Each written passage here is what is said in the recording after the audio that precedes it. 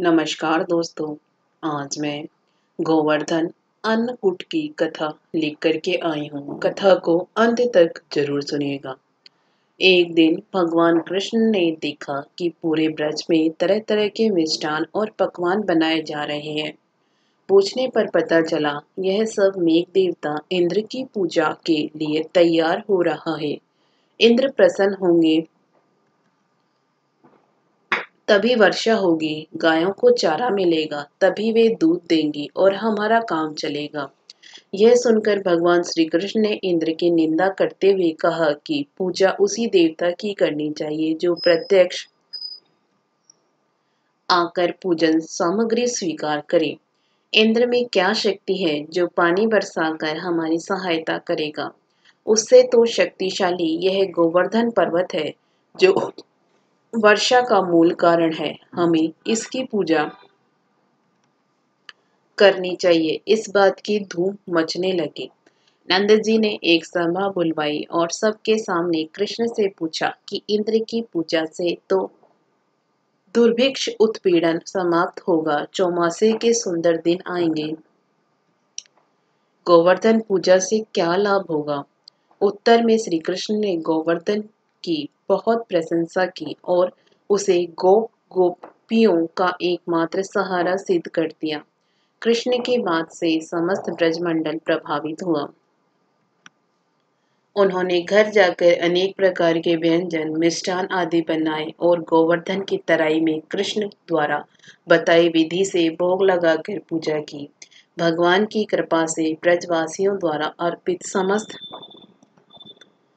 पूजन सामग्री और भोग गिरिराज ने स्वीकार करके खूब आशीर्वाद दिया। सभी लोग अपना पूजन सफल समझकर प्रसन्न हो रहे थे। तभी नारद जी इंद्र महोत्सव देखने के लिए ब्रज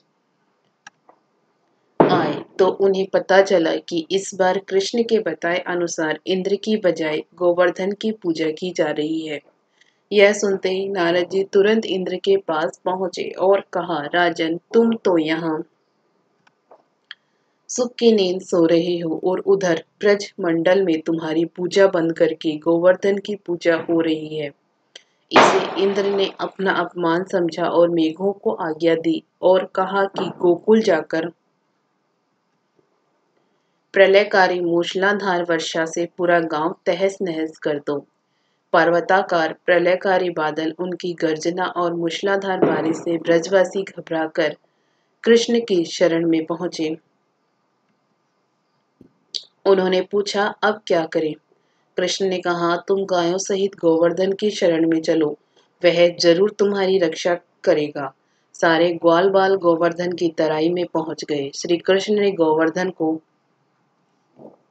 कनिष्ठा उंगली पर उठा लिया। सभी ब्रजवासी 7 दिन तक उसके नीचे सुखपूर्वक रहे। उन्हें किसी प्रकार की कोई तकलीफ नहीं हुई। इंद्र ने पूरा जोर लगा लिया पर वह ब्रजवासियों का कुछ बिगाड़ नहीं पाया। भगवान की महिमा को समझकर अपना गर्व त्याग कर वह स्वयं ब्रज में गया और भगवान कृष्ण के चरणों में गिरकर अपनी मूर्खता पर पश्चाताप करने लगा। 7वें दिन भगवान ने गोवर्धन को नीचे रख दिया। उन्होंने गोवर्धन पूजा करके अन्नकूट हर वर्ष मनाने की आज्ञा दी। तभी से यह उत्सव अन्नकूट के नाम से मनाया जाने लगा। जय गोवर्धन महाराज। आपको यह कथा पसंद आई हो तो वीडियो को लाइक जरूर करिएगा। इसी तरह की कथा कहानियों के लिए हमारे चैनल को सब्सक्राइब भी जरूर करिएगा। धन्यवाद।